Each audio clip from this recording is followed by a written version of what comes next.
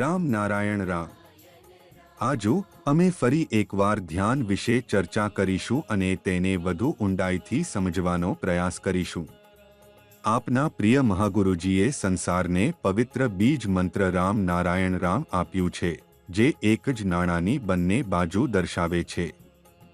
દરેક વ્યક્તિએ સુખદ જીવન માટે ધ્યાન સાથે જોડાવું મહત્વપૂર્ણ છે. ધ્યાન દ્વારા તમે તમારા મન, આંતરિક વિજ્ઞાન અને આત્માને મજબૂત બનાવો છો. આ ગુણો પર નિયંત્રણ મેળવવાની ક્ષમતા તમને મળે છે. એ જ કારણ કે દરેક જણ ધ્યાન કરવું આવશ્યક છે. ધ્યાન એ ધ્વનિ ઊર્જાનું સ્વરૂપ છે, જે આપણા શરીર સામે જીવતા 50 ટ્રિલિયન આત્માઓને પોષિત કરે છે. આ ઊર્જા આપણને મજબૂત બનાવે છે, જીવતત્વ પ્રદાન કરે છે અને વિચાર કરવાની અને સમજવાની ક્ષમતા વધારતી છે. આ ઊર્જા પ્રકૃતિમાંથી આવે છે. પૃથ્વી અને આકાશ એક પડકારપૂર્ણ શાળા. આજનું પૃથ્વી અને આકાશ સાથે મળીને એક ખૂબ જ પડકારપૂર્ણ શાળા બનાવી છે. તેમાં પૂરા પરોષ્ટ ન લાવવો અને સંપૂર્ણ ગુણ લાવવો એ બહુ મુશ્કેલ કામ છે. આજ સુધી કોઈ પણ વિદ્યાર્થીએ સંપૂર્ણ ગુણ મેળવ્યા નથી. આજનું કોઈ પણ દેવતાઓ કે ધર્મ વ્યક્તિ આ સ્વર્ગીય પરીક્ષા પાસ કરી શક્યા નથી.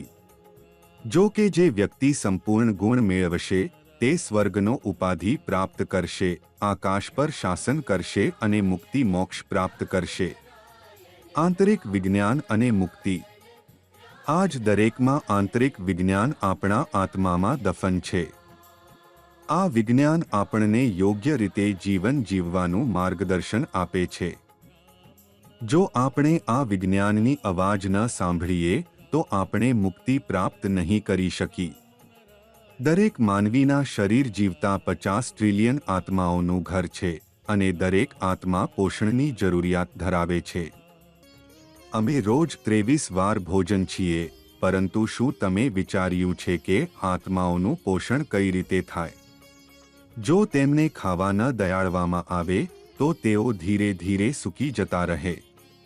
આની પરિપૂર્ણ ઊર્જા ઘટી જાય છે અને તેમથી આપણું જીવન પણ અસંતોષ બનાવાયું રહે. આ જ કારણે દરેક વ્યક્તિએ જાપા હજરૂર કરતા મંત્રોનું ઉચ્ચારણ, તપા પ્રતિશ્રમ અને ધ્યાન કરવું જોઈએ. ધ્યાનની શક્તિ.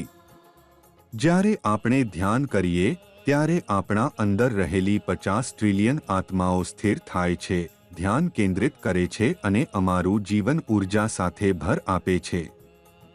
આ ઊર્જા મેળવવા માટે ધૈર્ય રાખવું જરૂરી છે અને જીવનમાં ધ્યાનને આવશ્યક ભાગ બનાવવો જરૂરી છે. ધ્યાન ચિંતા, શંકા, આવશ્યકતા અને શંકાઓ દૂર કરે છે અને તમારા મનને શાંત બનાવે છે. ધ્યાન કેવી રીતે કરવું? ધ્યાન માટે નીચેના પગલાં અનુસરો. 1. શાંત અને નિહાળવાનું સ્થળ પસંદ કરો. 2. મંત્ર રામ નારાયણ રામનું ઉચ્ચારણ શરૂ કરો. 3. તમારા વિચારોને એકાગ્ર રાખો અને પોતાને કેન્દ્રિત રાખો. રામ નારાયણ રામ જીવનમાં શરૂઆતી રીતે કઈ રીતે ધ્યાનમાં સમાવાઈ જાય તે સ્વાભાવિક અને સરળ છે.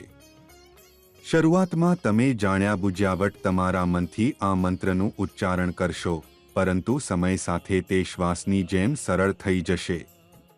જેમ તમે વિચારો વિના શ્વાસ લો, તેમ આ બીજ મંત્ર પણ તમારા શ્વાસ સાથે સરળ રીતે વિલીન થઈ જશે. ઊર્જાનો શાશ્વત સંકેત. આજથી દરેક જીવએ રામ નારાયણ રામ સાથે ઊંડાઈથી જોડાવું જરૂરી છે. આ મંત્રના ઉચ્ચારણથી તમારી આત્મા મજબૂત બને. તું તાકાત અને ઊર્જા પ્રાપ્ત થાય. તારા વિચારો શાંત થાય અને તારું જીવન આધ્યાત્મિક પૂર્ણતાની અને મુક્તિ તરફ દોરી જાય. આ મંત્ર અને ધ્યાનના જ્ઞાનથી તમે જીવનની દરેક ચિંતાઓ, શંકાઓ અને મુશ્કેલીઓ પાર કરી શકશો. આજથી તમારી રોજિંદી જીવનશૈલી ખાતે ધ્યાને અને મંત્રના ઉચ્ચારણને સમાવેશ કરો અને આ પરિવર્તનનો અનુભવ કરો.